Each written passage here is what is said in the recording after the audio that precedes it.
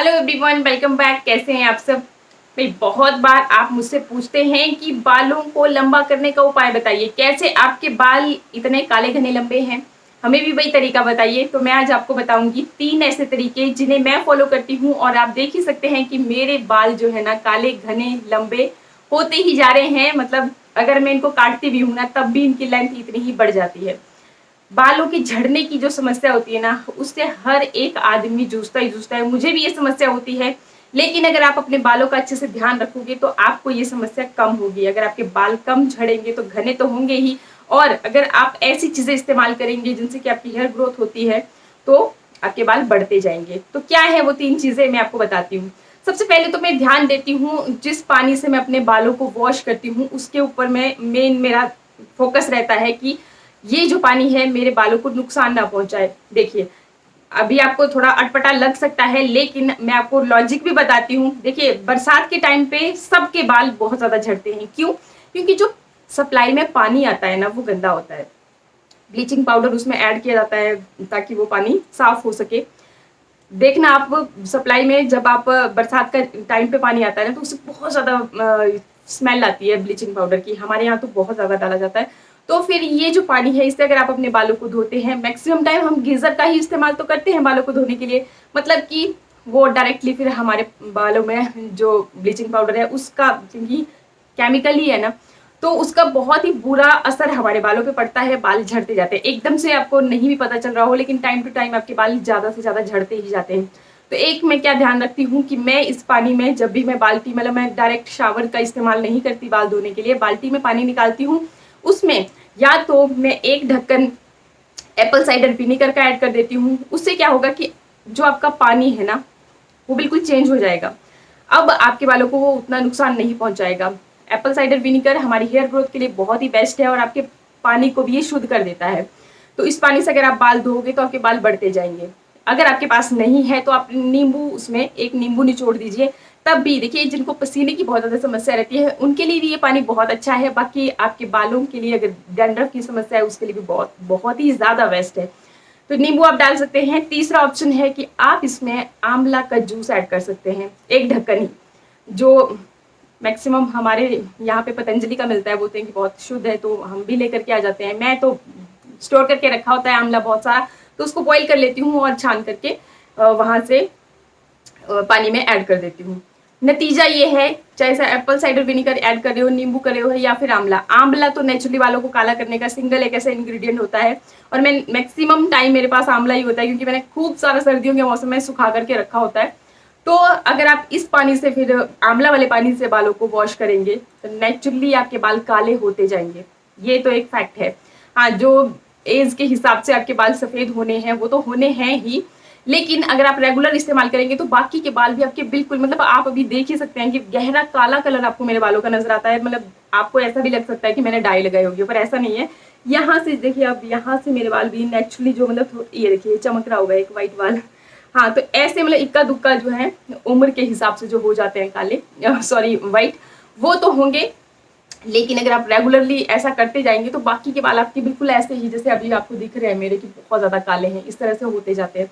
कई बार क्या होता है कि अगर आपके कम एज में आपके बाल सफेद होना शुरू हो गए ना, तो उसके लिए बहुत कारगर नुस्खा है ये कि आप आंवला को रेगुलरली खाने में और लगाने में इस्तेमाल करना शुरू कर दीजिए। आपकी ये समस्या बिल्कुल खत्म हो जाएगी। जब मैं छोटी थी, +1 या 2 में पढ़ती थी, तब मेरे साथ ये हो गया था क्योंकि स्ट्रेस रहता था ना बहुत ज्यादा पढ़ाई का, तो मेरे बाल बीच बीच से बहुत ज्यादा सफेद हो गए थे। मैंने उस टाइम से ये रेगुलर काम करना शुरू किया और फिर मेरे बाल जो है ना, जो व्हाइट भी थे वो भी सारे ब्लैक हो गए थे। अब देखिए, एज के हिसाब से जो होना है वो तो होना ही है, बट हाँ, अगर आपकी कम एज में बाल सफेद होना शुरू हुए हैं तो ये चीज आपके लिए बहुत ज्यादा कारगर है। आंवला का रेगुलर इस्तेमाल कीजिएगा, ना सिर्फ लगाने में ही, खाने में भी जरूर कीजिएगा। अच्छा, खाने की एक बात बता दूं आपको कि जो आपके मार्केट में आते हैं ना आंवला पाउडर, वो आपके प्योर नहीं होते हैं। उनमें साफ लिखा होता है कि ये खाने के लिए नहीं होते हैं, सिर्फ आपको एक्सटर्नली यूज करने के लिए होते हैं। तो उन्हें खाने में इस्तेमाल बिल्कुल मत करना। जो आपके जिसपे लिखा रहा हो कि हाँ ये खाने में भी इस्तेमाल कर सकते हो आप, वो वाला ही यूज कर सकते हैं। एंड ऑप्शन में आपको बताऊं तो सूखा आंवला भी मिल जाता है मार्केट में। उसे आप थोड़ा सा गर्म कर लीजिए, जब आपको मिक्सर जार में पीसना है धूप में रख लीजिए, फिर वो इजीली आप उसको पाउडर फॉर्म में कन्वर्ट करके खाने के लिए भी इस्तेमाल कर सकते हैं। या फिर अपना नेचुरल, अगर आप कहीं मेरी तरह विलेज एरिया से बिलोंग करते हैं तब तो आप स्टोर करके रख ही सकते हो। तो ये है सबसे पहली बात जो ध्यान लेने, जो कि सबसे ज़्यादा इम्पॉर्टेंट चीज़ है, ध्यान देने वाली बात है कि जिस पानी से अपने बालों को आप वॉश करते हो उसका खास ख्याल रखें। अगर पॉसिबल आपसे हो पाता है तो आप आग पे गरम करके, तांबे के बर्तन में पानी को गरम करके ना, उससे अगर बाल धोते हो तो आपको और भी फायदा इससे देखने को मिलेगा। तब भी आपके बाल एकदम मतलब झड़ना बंद हो जाते हैं और बढ़ते ही चले जाते हैं। तो ये हो गया पहला, जो कि सबसे इम्पोर्टेंट चीज़ है, खास ख्याल रखना है आपको। आपके बाल कभी जिंदगी में नहीं झड़ेंगे, झड़ेंगे तो पर उतना ज़्यादा नहीं झड़ेंगे जितना कि यूजुअली झड़ते हैं, और आपके बालों की ग्रोथ भी रुक नहीं पाएगी। अब देखिए, अब बात करते हैं दूसरे तरीके, जो कि बहुत ही जरूरी है। जितना कि बालों का पानी जरूरी है उतना ही है शैम्पू करना।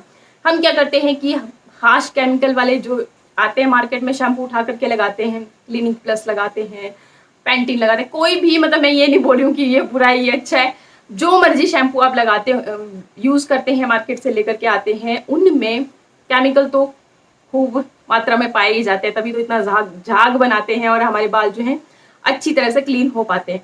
तो आपको अब इस पे तो कंट्रोल नहीं है, क्योंकि अगर आप इस तरह का शैम्पू यूज नहीं करोगे तो बाल तो आपके अच्छे से वॉश होने से रहे।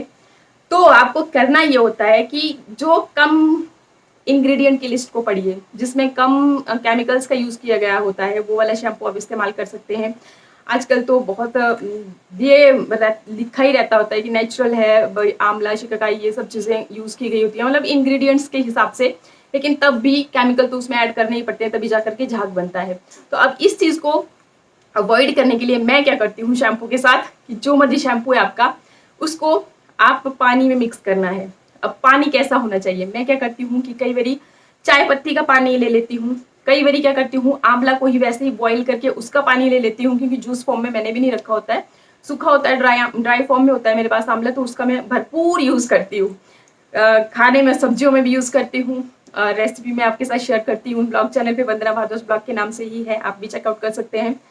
तो फिर मैं उसमें मिक्स करके, अब जो आप शैम्पू यूज करोगे तो डायरेक्टली आप अपने स्कैल्प पे उसे नहीं लगाओगे। डायरेक्टली जब आप लगाओगे ना तो केमिकल बहुत ज्यादा आपके एक ही जगह में जब लगेगा तो बाल बहुत ज्यादा झड़ते हैं। अब जब आपने मिक्स करके लगाया है तो आपके बाल मतलब एकदम से आप अटैक नहीं किया केमिकल ने आपके बालों पे, तो ये चीज आप कर सकते हो। एंड जैसा मैं बोल रही हूँ कि या तो मैं कई बार मेथी को बॉईल कर लेती हूँ, उसका पानी इस्तेमाल करती हूँ उसको शैम्पू को मिक्स करने के लिए। तो ये 3 चीजें हैं, मेथी का कर लीजिए आप, जैसे आप आंवला का कर रहे हो, चाय पत्ती का कर रहे हो, जो चीज आपको सूट करती है, थोड़ा सा आप उसमें एलोवेरा जेल भी मिक्स करके लगा सकते हो। तो ये चीज अगर आप करोगे तो देखना आप बहुत ज्यादा फर्क पड़ने वाला है। हम सोचते हैं कि नहीं कुछ नहीं होने वाला, एक आध बार यूज करते हैं, दूसरी बार में बोलेंगे नहीं कुछ नहीं हुआ, ये तो बस ऐसी बातें थी, कुछ और कर यूज करती होगी, हमें बेवकूफ बना दिया। ऐसा नहीं होता, रेगुलर यूज करना पड़ता है। तीसरी जो चीज है उस पर आपको मैं बहुत ज्यादा ध्यान देती हूँ, वो होती है मेरी रेमेडीज। और जो ऑयलिंग, मतलब ऑयलिंग के बिना आपके बालों को पोषण नहीं मिल पाता है, ये एक मतलब ऐतिहासिक सच्चाई है। तो अगर आपके बालों में ऑयलिंग प्रॉपर तरीके से नहीं करोगे तो आपकी हेयर ग्रोथ नहीं होने वाली है। अब बहुत लोगों का ये रहता है कि भाई हम बहुत ज़्यादा जब ऑयलिंग करते हैं तो हमारे बाल बहुत झड़ते हैं। तो इसके लिए रेमेडीज, मैं रेमेडीज को बहुत यूज़ करती हूँ। आपने बहुत बार मुझे सुना ही होगा कि मैं जब भी एवरी टाइम जब भी मुझे अपने बालों को वॉश करना होता है तो उससे आधा या 1 घंटा पहले मैं रेमेडी जरूर यूज़ करती हूँ। किस तरह की रेमेडीज यूज़ करती हूँ जो कि मैं आपके साथ शेयर करती ही हूँ। तो इन 3 चीज़ों का अगर आपने खास ख्याल रख लिया ना तो मैं बोल रही हूँ आपके बाल जो है ना बढ़ते ही जाएंगे, झड़ना बिल्कुल बंद हो जाएंगे। कोई भी, अगर आपको डैंड्रफ की समस्या है, कोई और समस्या भी है ना, तो वो भी खत्म हो जाती है। आई होप वीडियो आपको अच्छा लगा होगा। बाकी किस तरह की रेमेडीज मैं यूज़ करती हूँ मैं आपके साथ रेगुलर शेयर करती ही रहती हूँ।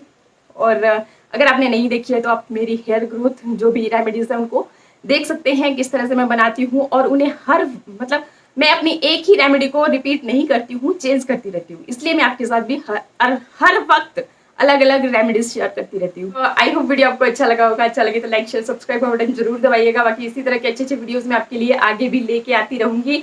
और आप मेरे हेयर केयर के वीडियोस भी देख सकते हैं, स्किन केयर फिटनेस से रिलेटेड वीडियोस भी मैं बनाती हूँ, तो उन्हें भी आप चेकआउट कर सकते हैं।